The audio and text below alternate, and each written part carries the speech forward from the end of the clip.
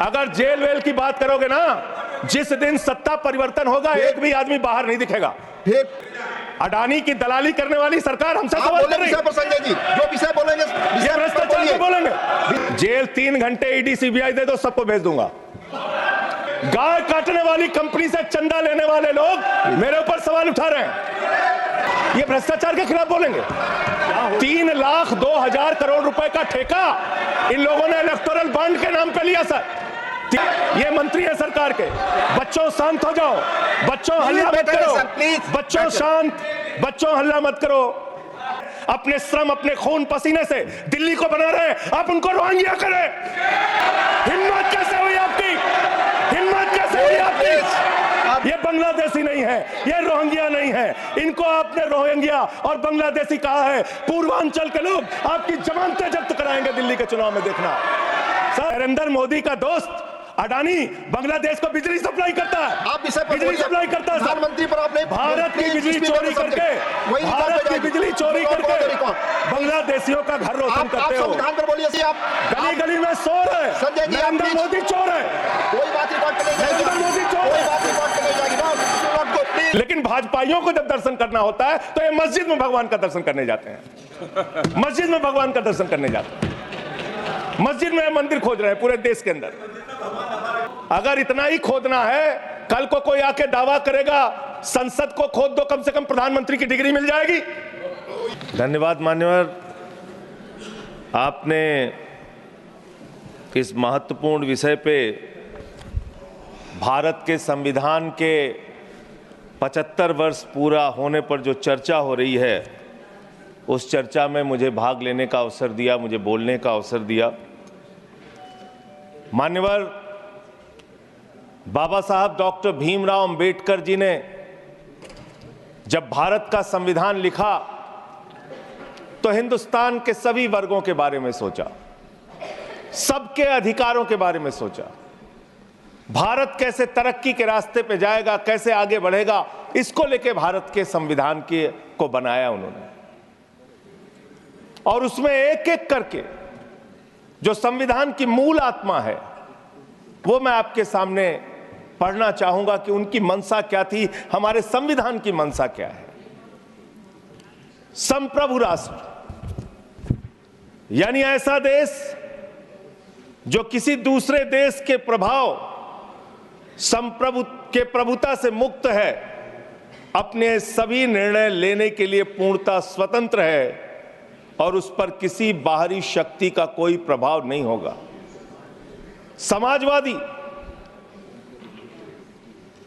समाजवाद एक ऐसा विचारधारा है जो ये मानती है कि समाज के सभी लोगों तक संपन्नता का हिस्सा पहुंचना चाहिए। धन संपत्ति भी समाज से ही उपजती है, तो उसका बंटवारा भी शांतिपूर्ण और न्यायपूर्ण तरीकों से लोगों के बीच होना चाहिए।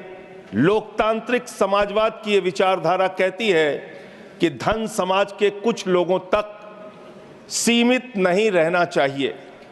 उत्पादन के साधनों पर लोगों का मिला जुला मालिकाना होना चाहिए। ये भारत का संविधान कहता है मान्यवर। और आज क्या स्थिति है, भारत की क्या स्थिति है मान्यवर, मोदी जी के राज में क्या स्थिति है? 5%, देश के 5% लोगों के पास देश की 60% संपत्ति है और देश के 50% लोगों के पास मात्र 3% संपत्ति है। और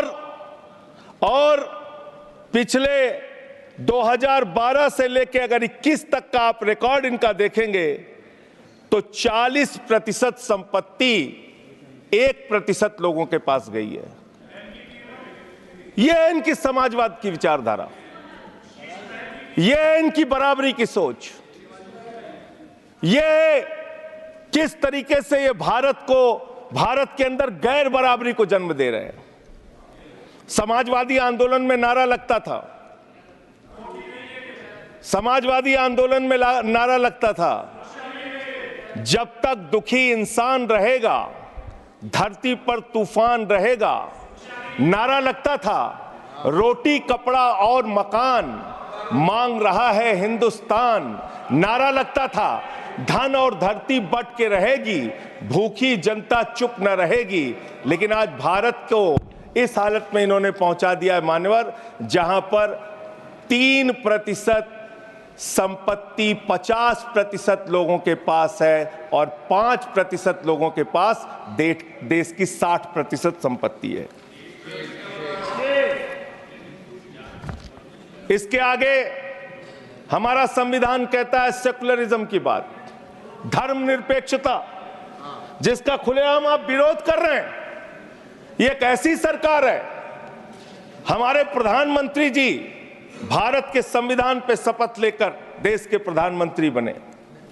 यहां पे बैठे हुए सांसद संविधान की शपथ लेते हैं, मंत्री संविधान की शपथ लेते हैं, लेकिन संविधान में लिखी हुई बातों को नहीं मानते। धर्मनिरपेक्षता से इनको मतलब नहीं है। हमको अगर दर्शन करना होता है मान्यवर, तो हम काशी जाते हैं, महाकाल का दर्शन करने उज्जैन जाते हैं, प्रभु श्री राम का दर्शन करने अयोध्या जाते हैं। लेकिन भाजपाइयों को जब दर्शन करना होता है तो ये मस्जिद में भगवान का दर्शन करने जाते हैं, मस्जिद में भगवान का दर्शन करने जाते हैं। मस्जिद में मंदिर खोज रहे हैं पूरे देश के अंदर। तो इसलिए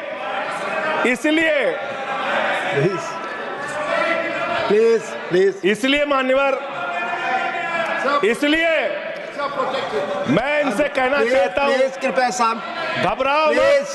सीट पर चीखना चिल्लाना शुरू कर देते हैं, जैसे ही बोलता हूं चीखना चिल्लाना शुरू। मान्यवर,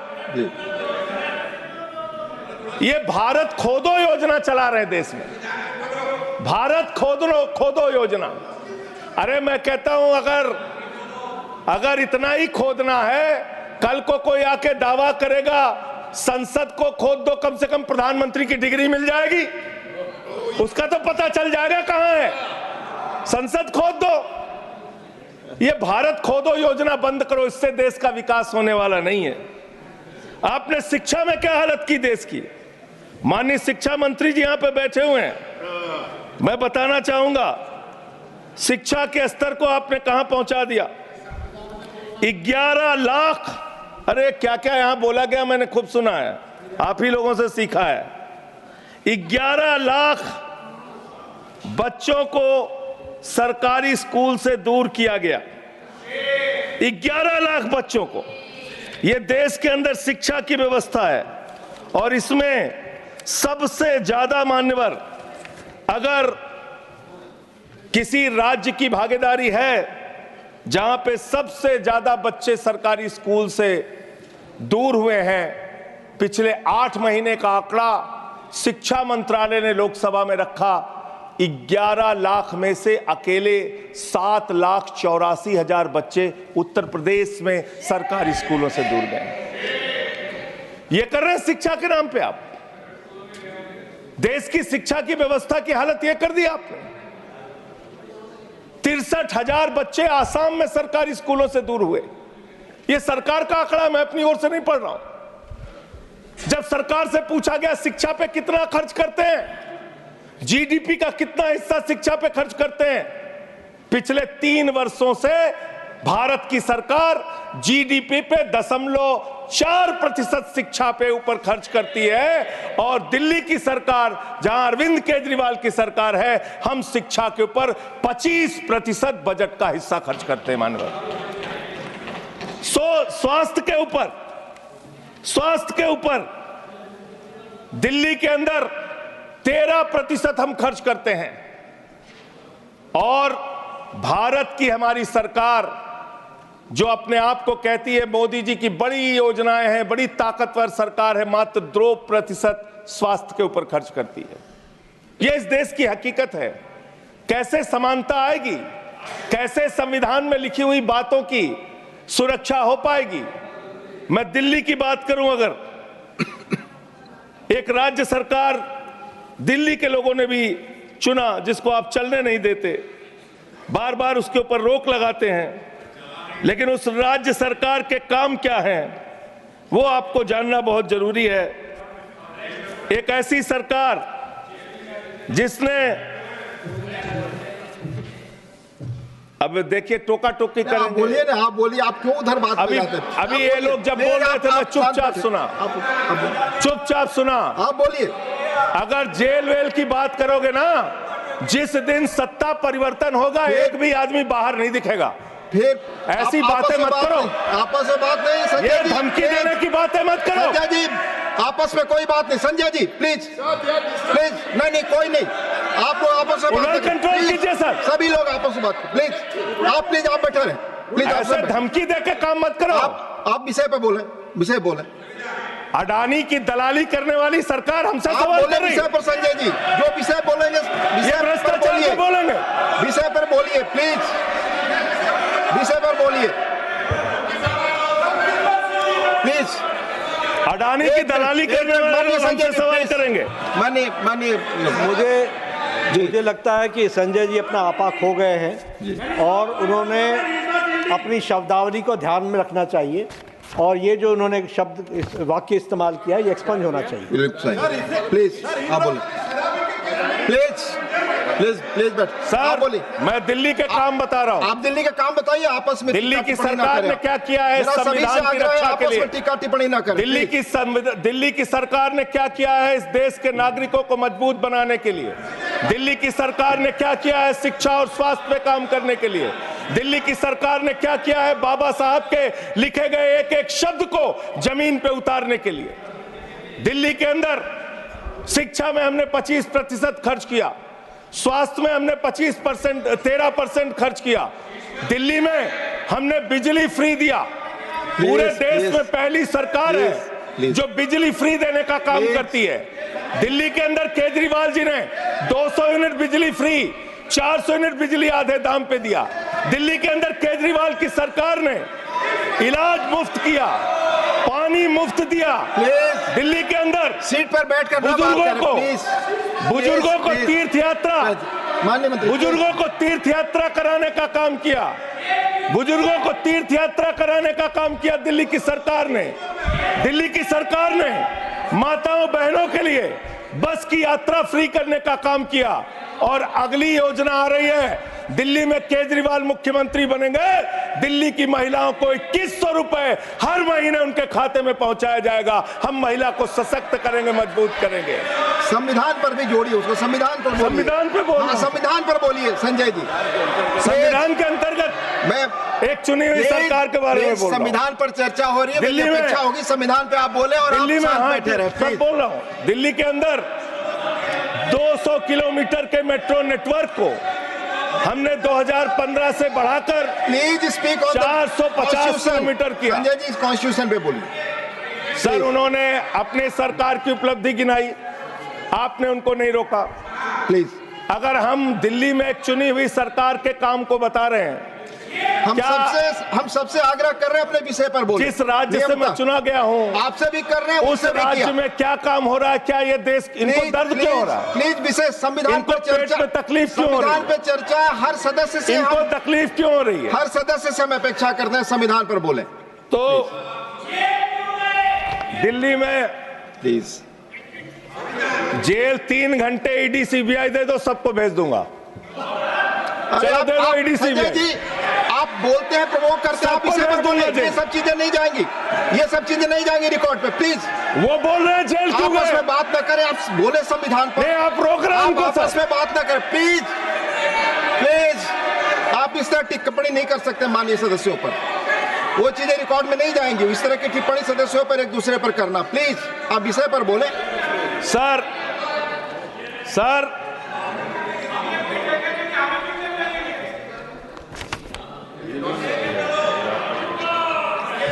3 सर आप ही का चेहरा दिख रहा है सर। नहीं मेरा चेहरा नहीं, चेहरा आपका दिख रहा, आप बोलिए तो सर आप बोलिए। ये लोग भ्रष्टाचार के खिलाफ जब बोलते हैं, भ्रष्टाचार के खिलाफ जब बोलते हैं भाजपा के लोग, तो लगता है ओसामा बिन लादेन अहिंसा पे उपदेश दे रहा है। ये भ्रष्टाचार के खिलाफ बोलेंगे। 3,02,000 करोड़ रुपए का ठेका इन लोगों ने इलेक्टोरल बॉन्ड के नाम पे लिया सर। 3,02,000 करोड़ रुपए का ठेका इन लोगों ने इलेक्टोरल बॉन्ड के नाम विषय पे पर बोलिए दिया संजय जी, है। विषय पर प्लीज, सर विषय पर बोलिए सर जो आप मालूम है कि विषय पर बोले कोई गाय चीजें रिकॉर्ड पे जाएंगी। गाय काटने वाली कंपनी से चंदा लेने वाले लोग मेरे ऊपर सवाल उठा रहे हैं। आपस में बात नहीं, गाय प्लीज काटने वाली कंपनी से चंदा माननीय लेने जोशी वाले जी, लोग, प्लीज प्लीज ये मंत्री कहाँ एक जोशी, चुना है? आप विषय पर बोले संजय जी। सर देश के अंदर एक चुनी हुई सरकार है, संविधान के तहत वो सरकार चुनी हुई है, संघीय ढांचे का जिक्र उस संविधान के अंदर किया गया है, उसको आप क्यों नहीं मानते? दिल्ली की सरकार को क्यों नहीं चलने देते? हमारे सारे काम पे रोक क्यों लगाते हैं आप? आपने सबसे बेहतरीन देश की काम करने वाली सरकार, एक ऐसी सरकार, जब अमेरिका के राष्ट्रपति की पत्नी हिंदुस्तान आई तो मोदी जी ने पूरे देश का हवाला दिया। गुजरात का स्कूल देख लो, मध्य प्रदेश का देख लो, उत्तर प्रदेश का देख लो, हरियाणा का देख लो। उसने कहा हमें केजरीवाल का स्कूल देखना है, मनीष सिसोदिया ने जो स्कूल बनाया है वो स्कूल देखना है। ये काम हमने किया। आज दिल्ली के स्कूल मॉडल की चर्चा पूरी दुनिया में हो रही है, अस्पताल के मॉडल की चर्चा पूरी दुनिया में हो रही है। ये मंत्री है सरकार के। बच्चों शांत हो जाओ, बच्चों हल्ला मत करो, बच्चों शांत, बच्चों हल्ला मत करो,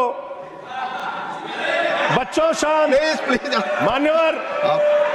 मान्यवर ये हमारा टाइम खाने की कोशिश कर रहे हैं। दिल्ली के अंदर चुनाव होने जा रहा है। चुनाव भारत के संविधान का एक बड़ा पर्व माना जाता है। संविधान ने हमें ताकत दी, अपने हिसाब से विधायक चुनिए, अपने हिसाब से सांसद चुनिए, वही मंत्री बनता है, मुख्यमंत्री बनता है, प्रधानमंत्री बनता है। दिल्ली में चुनाव क्या हो रहा है? दिल्ली में कैसे चुनाव कर रहे हैं लोग? ये महाराष्ट्र और हरियाणा का प्रयोग, चुनाव घोटाले का प्रयोग दिल्ली में करना चाहते हैं। और वो कैसे करना चाहते हैं? कैसे करना चाहते हैं? ध्यान से सुनिएगा सर। प्लीज दिल्ली के अंदर ये चुनाव घोटाले की मैं रिपोर्ट लेके आया हूं। ये रिपोर्ट आज पूरे देश को पता होनी चाहिए। दिल्ली में जो चुनाव करा रहे हैं मान्यवर, ये घपले से जीतना चाहते हैं। शाहदरा में भारतीय जनता पार्टी के एक पदाधिकारी ने 11,008 वोट कटवाने की अर्जी दी। जनकपुरी में भारतीय जनता पार्टी के 24 कार्यकर्ताओं ने 4,874 वोट कटवाने की अर्जी दी। तुगलकाबाद में भारतीय जनता पार्टी के 15 कार्यकर्ता ने 2,435 वोट कटवाने की अर्जी दी। मानिए आप संविधान पर क्या चुनाव के बारे में बोलना गलत है? प्लीज आप बैठे, प्लीज। क्या संविधान के अंतर्गत चुनाव नहीं होता सर? आप बोले सर चुनाव के बारे में बोलना गलत है। हाँ तो ये आप गायब। फ्री एंड फेयर इलेक्शन संविधान ने दिया है। तुगलकाबाद में सर, तुगलकाबाद में एक बूथ है, बूथ नंबर 117, वहां कुल 1337 वोट हैं, उसमें से 554 वोट कटवाने की अर्जी 2 बीजेपी के कार्यकर्ताओं ने दी। पालम में भाजपा के 9 कार्यकर्ताओं ने 1641 वोट कटवाने की अर्जी दी। संजय जी रजौरी गार्डन में सर चुनाव का अधिकार संविधान ने दिया। ऑथेंटिसिकेशन करेंगे। सर चुनाव का अधिकार संविधान ने दिया। जो आरोप लगा क्या हम चुनाव के घपले पे नहीं बोलेंगे यहाँ पे? प्लीज क्या चुनाव के घपले पे नहीं बोलेंगे? इसको चुनाव हाँ ऑथेंटिकेट करूंगा, ऑथेंटिकेट करूंगा sir. I will authenticate it. Please मैं ऑथेंटिकेट करूंगा सर, आपकी बात सुन लिया सर। हरिनगर में आप बैठ जाए जगह पे अपनी। हरिनगर में भारतीय जनता पार्टी के 4 कार्यकर्ताओं ने 637 वोट कटवाने का आवेदन दिया। करावल नगर ने 2 कार्यकर्ताओं ने 3,260 वोट कटवाने की अर्जी दिया। मुस्तफाबाद में एक व्यक्ति ने 534 वोट मैं नहीं कर रहा, I am not एल्डिंग sir. I am not yielding. Leader of the house, I am not house. नहीं सर, ऐसे आप तो फिर ऐसे अलाउ एक करेंगे। मिनट आपको हम समय देंगे, आप देखिए। Leader of the house. नहीं, मैं एक ही बात स्पष्ट करना चाहता हूं कि जिस संविधान ने ये ताकत दी है कि वो वोटर्स लिस्ट के बारे में जो चर्चा कर रहे हैं कि उसको कटवाने का, वो प्रोविजन भी संविधान के अंतर्गत ही है। और उसमें देखने वाली बात यह है कि ये इतने दिन सत्ता पे कहीं रोहिंग्या और बांग्लादेशी के वोटों पर तो नहीं बने हुए थे। माननीय संजय जी, इतनी शानदार बात आज की है लीडर ऑफ द हाउस ने सर, मैं इनका नमन करता हूं। इतनी बढ़िया बात इन्होंने कह दी कि मैं इसका जवाब जरूर दूंगा। सर, इन्होंने कहा कहीं ऐसा तो नहीं जिनके नाम काटे जा रहे हैं वो रोहिंग्या हैं। हमारे उत्तर प्रदेश के भाई, हमारे पूर्वांचल के भाई, हमारे यूपी बिहार के भाई जो 40-40 साल से दिल्ली में रह रहे हैं, अपने श्रम अपने खून पसीने से दिल्ली को बना रहे हैं, आप उनको रोहिंग्या करें। आप उनको रोहिंग्या करें। हिम्मत कैसे हुई आपकी? हिम्मत कैसे हुई आपकी? आप बैठे। आप हमारे पूर्वांचल के भाइयों को रोहिंग्या कहेंगे? हिम्मत कैसे हुई आपकी? हिम्मत नहीं होनी चाहिए आपकी। आगे आगे बोले। पूर्वांचल के लोगों को ये बांग्लादेशी कह रहे हैं। मैं नाम पढ़ रहा हूं। राम सिंह बसंत विहार में रहते हैं, उनका वोट कटवाया गया।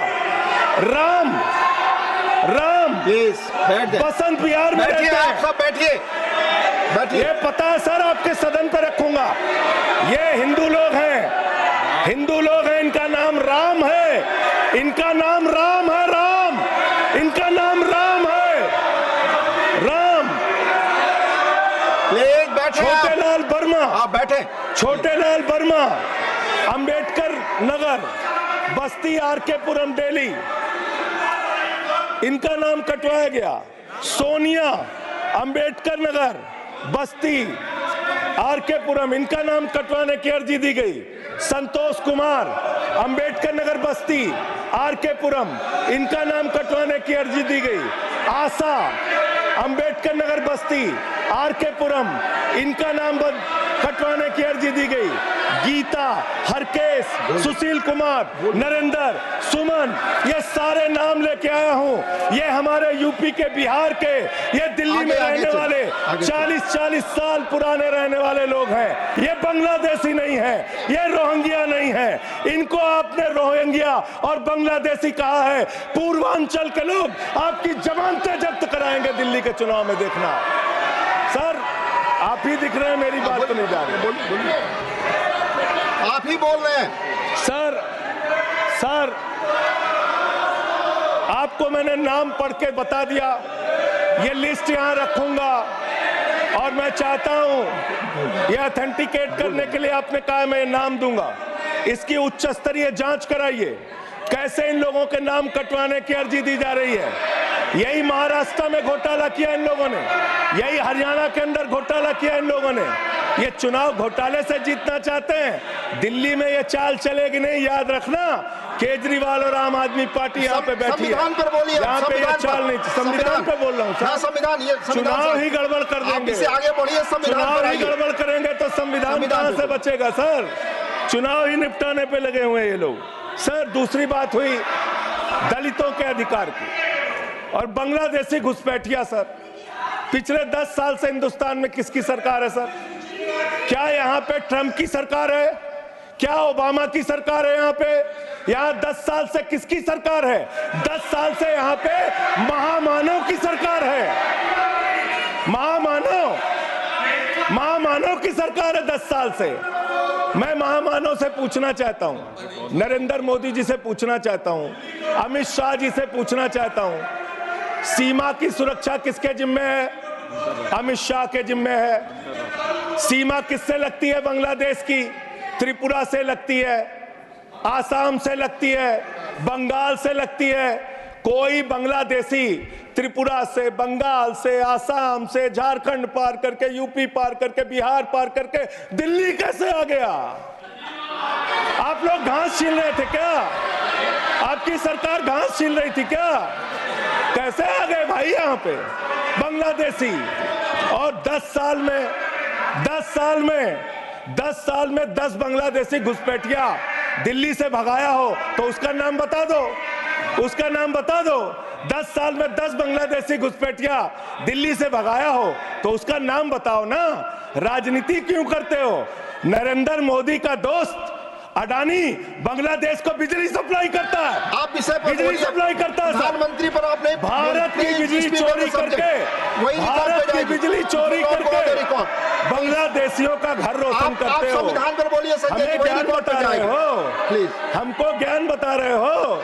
हजारों करोड़ की बिजली चोरी करके झारखंड की बिजली, सर आप ही आ गए सर, मेरा तो नाम गायब हो जाता हूं मैं सर। झारखंड की बिजली चोरी करके, भारत की बिजली चोरी करके अडानी बांग्लादेश को पहुंचाता है। ये आप ही सब्सिडेट करेंगे इस इसको भी करेंगे। हाँ, करें जितना आप बोलेंगे सब हाजिर कर देंगे साहब। आप इस सब्सिडेट करेंगे, इसलिए आरोप लगा रहे हैं। हाँ एकदम करेंगे। ये दोहरी नीति नहीं चलेगी। आपके लड़के कतर के शेखों के साथ बिजनेस करेंगे, दुबई के शेखों के साथ बिजनेस करेंगे, यहाँ मुसलमानों के खिलाफ हिंसा की बात करोगे। मैं एक बात इन लोगों को समझाना चाहता हूँ, दिल्ली चुनाव में आ रहे हो, शांति से आना, एकदम शांति से आना। यहाँ पे अगर गंदी राजनीति की, हिंदू मुसलमान किया तो हमने दिल्ली वालों को सिखा दिया है। जब तुम कहोगे हिंदू मुसलमान, वो कहेंगे स्कूल अस्पताल, स्कूल अस्पताल, स्कूल अस्पताल। आपको मैं बताना चाहता हूँ, यहाँ किसी भी तरह की तानाशाही और दादागिरी दिखाने की कोशिश मत करना। दिल्ली का चुनाव मुद्दों के ऊपर लड़िए, चुनाव का घोटाला मत कीजिए। चुनाव हार रहे हो तुम 3 बार से, तो तुम सोच रहे हो वोटर लिस्ट में गड़बड़ी करा देंगे। इससे काम नहीं चलेगा सर। हम काम की बात करते हैं, दलितों के अधिकार की बात यहाँ पे हुई, दलितों के अधिकार की बात। मान्यवर ST, SC, OBC, ये 3 कैटेगरी, ST, SC, OBC, ये तीन कैटेगरी में भारत सरकार के अंदर ज्वाइंट सेक्रेटरी लेवल पे और सेक्रेटरी लेवल पे 322 अधिकारी हैं। और सरकार का आंकड़ा है, मेरा नहीं। ये क्या कह रहे हैं? ये कह रहे हैं दलित SC कैटेगरी के अनुसूचित जाति 16, ST 13, 39 OBC और 254 जनरल कास्ट के लोग हैं। ये आपका दलितों, पिछड़ों और आदिवासियों के प्रति न्याय है। ये कर रहे हैं आप उनके साथ। लेटरल एंट्री के जरिए आप दलितों, पिछड़ों, आदिवासियों का आरक्षण खा रहे हैं। आप IAS की नौकरी में बहुत सारे बच्चे, 125 बच्चे हैं सर, जिनको इन्होंने क्रीमी लेयर के नाम पे IAS, PCS, IFS बनने से वंचित कर दिया। ये इनका इतिहास है। ये कर रहे हैं दलितों के साथ सर। मंदिरों में घुसने नहीं देते। इनकी मानसिकता ये है, इनकी मानसिकता ये है। इन्होंने अयोध्या में मंदिर का शिलान्यास किया। उस समय हमारे प्रधानमंत्री गए, मुख्यमंत्री उत्तर प्रदेश के गए, राज्यपाल भी गई। उस समय के राष्ट्रपति रामनाथ कोविंद जी को नहीं बुलाया इन्होंने। मंदिर के उद्घाटन में इन्होंने श्रीमती द्रौपदी मुर्मू जी को नहीं बुलाया, क्योंकि वो दलित समाज से थे, ये आदिवासी समाज से हैं। आपकी मानसिकता ये है। 100 वर्ष हो गए RSS को, एक भी दलित, पिछड़ा और आदिवासी आज तक RSS का प्रमुख क्यों नहीं बना? इसका जवाब दो, इसका जवाब दो। आप नफरत करते हैं दलितों से, पिछड़ों से, आदिवासियों से। ये आपकी मानसिकता है। इसलिए आगे कॉन्स्टिट्यूशन पढ़ता हूं सर। आगे क्या लिखा हुआ है? आगे लिखा हुआ है डेमोक्रेटिक, लोकतांत्रिक भारत देश की जनता अपने प्रतिनिधि खुद चुनती है। वोट के माध्यम से सभी के वोटों का महत्व बराबर है। जनता के द्वारा जनता का प्रतिनिधि चुना जाता है। जनता के द्वारा जनता का प्रतिनिधि चुना जाता है। उसके बाद चुनने के बाद सरकार बनती है। और आप लोग खरीद फरोख्त करके, संविधान को तार तार करके, लोकतंत्र का गला घोट के महाराष्ट्र में सरकार गिराते हो, कर्नाटक में सरकार गिराते हो, मध्य प्रदेश में सरकार गिराते हो, उत्तरांचल में सरकार गिराते हो, अरुणाचल में सरकार गिराते हो। पूरे देश में तोड़ फोड़ खरीद फरोख्त करके सरकारों को गिराने का काम करते हो। इसीलिए मैं कहता हूं, जब ये लोकतंत्र के बारे में बोलते हैं, संविधान के बारे में बोलते हैं, हम लोग यहाँ विपक्ष की तरफ से खड़े होते हैं, चीख रहे हैं, चिल्ला रहे हैं, सोच रहे हैं इनसे डर के चुपचाप बैठ जाएंगे। एक बात याद रखना, ये देश बाबा साहब के संविधान से चलेगा, किसी मोदी और अमित शाह के फरमान से नहीं चलेगा। याद रखना, इसको याद रखना। और ये जो बार बार तुम्हारा गठबंधन ईडी से है, ईडी से तुम्हारा गठबंधन, सीबीआई से तुम्हारा गठबंधन, यहाँ इंडिया गठबंधन है, वहां ईडी गठबंधन है, ईडी गठबंधन है, ईडी गठबंधन। मानवर भ्रष्टाचार की बात मैं करूंगा। भारत के प्रधानमंत्री, जिन्होंने देश के बड़े बड़े फैशन डिजाइनरों को भी फेल कर दिया, इतना सज के चलते हैं, इतना सज के चलते हैं सर। प्रधानमंत्री इटली का चश्मा, आप जानते हैं, इटली की घड़ी, आप ये सब चीजें नहीं जानते। यहाँ हमारे नेता पे टिप्पणी हो रही है, आप नहीं बोल रहे हैं, आप नहीं बोल सकते। हमारे नेता पे टिप्पणी हो रही है, आप नहीं बोल रहे हैं। प्रधानमंत्री पर आप टिप्पणी नहीं कर सकते। हमारे नेता पे संवैधानिक केजरीवाल पे टिप्पणी हो रही है, आप नहीं बोल रहे हैं।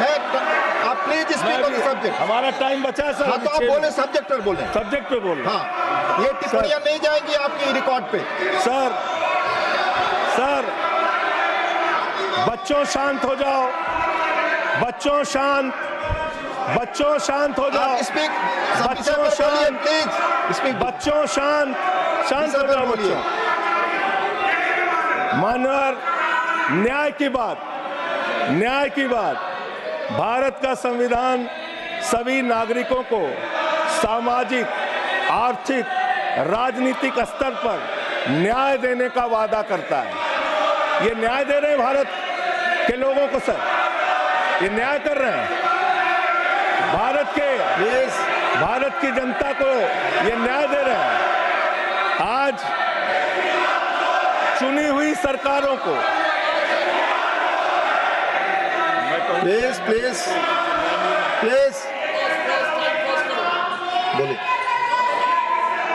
बोलिए, अपने विषय पे बोलिए। सर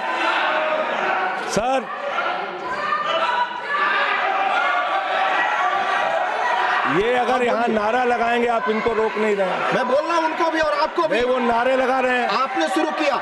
माननीय प्रधानमंत्री पर टिप्पणी नहीं, मैं अगर यहाँ नारा लगाऊंगा, प्लीज आप इसे पर बोलिए, संविधान पर बोलिए। तो इसलिए मैं ये कहना चाहता हूं, जरूरत से ज्यादा उतना ही काम करो जितना ठीक लगे। आप इधर बोले, आपस में बात ना करें। जरूरत से ज्यादा मत उड़ो। संजय जी प्लीज, जरूरत से ज्यादा मत उड़ो। संजय जी आप गली में शोर है। संजय जी, नरेंद्र मोदी चोर है। कोई बात रिकॉर्ड पे नहीं जाएगी। नरेंद्र मोदी चोर, कोई बात रिकॉर्ड पे नहीं जाएगी। Not go, please, it will not go on the record. नहीं, please go back to your seats. नहीं, आप ये गलत, नहीं सर, आप दुरुपयोग कर रहे हैं समय का। कैसे केजरीवाल को बोल रहे हैं? केजरीवाल को कैसे बोल रहे हैं? आप सब पीछे जाए, आप प्लीज, आप पीछे जाइए, प्लीज नागर जी, प्लीज आप पीछे जाइए। आप इसे पर बोलिए, इनको चुप कराइए सर। आपने जो भी प्रधानमंत्री जी पर टिप्पणी की है और जो भी नारे उनके खिलाफ लगाए, ये भी बोलिए कि मुख्यमंत्री पर जो टिप्पणी की है वो भी जाएगा। आप बोलिए, वो भी हट जाएगा। आप पहले बोले, वो भी हट बोले, जाएगा। आपका समय खत्म होगा, मैं खत्म करूंगा। प्लीज मान्यवर, पिछले दिल्ली के अंदर कानून व्यवस्था की क्या हालत है? कल हमने महिला अदालत किया दिल्ली में। देश की राजधानी दिल्ली आज अपराधों से सहमी हुई है, परेशान है। क्या हालत है सर? 2000 2019 से महिलाओं के खिलाफ अपराध में दिल्ली में 41% वृद्धि हुई है। 14,000 महिलाओं के खिलाफ अपराध, हिंसा का अपराध, बलात्कार का अपराध 1 साल के अंदर हुआ है। हर दिन दिल्ली के अंदर 3 से 4 रेप की घटनाएं हो रही हैं और 2019 से 3500 रेप की घटनाएं हुई और प्रतिदिन दिल्ली में 5 से 6 महिलाओं को असॉल्ट किया जाता है। ये आंकड़े हैं सर। 11 महिलाएं और बच्चियां प्रतिदिन किडनैपिंग का शिकार होती है दिल्ली में। ये दिल्ली की हकीकत है। देश की राजधानी में 33% रेप की घटनाओं में और 41% किडनैपिंग की घटनाओं में देश के 19 शहरों के मुकाबले वृद्धि हुई है। दिल्ली के अंदर ये कोर्ट है, सारे रिकॉर्ड रख दीजिएगा। हाँ रख दूंगा। ये कोर्ट दिल्ली के कोर्ट में सर आपको जान के हैरानी होगी, देश की राजधानी है दिल्ली, दिल्ली के कोर्ट में हत्या की घटना हुई। जज के सामने हत्या सर, जज के सामने हत्या की घटना हुई। आप बताइए प्लीज ये नारे न लगाए, रिकॉर्ड पे नहीं जाएगा आपके नारे। प्लीज कृपया नारे न लगाएं आप प्लीज।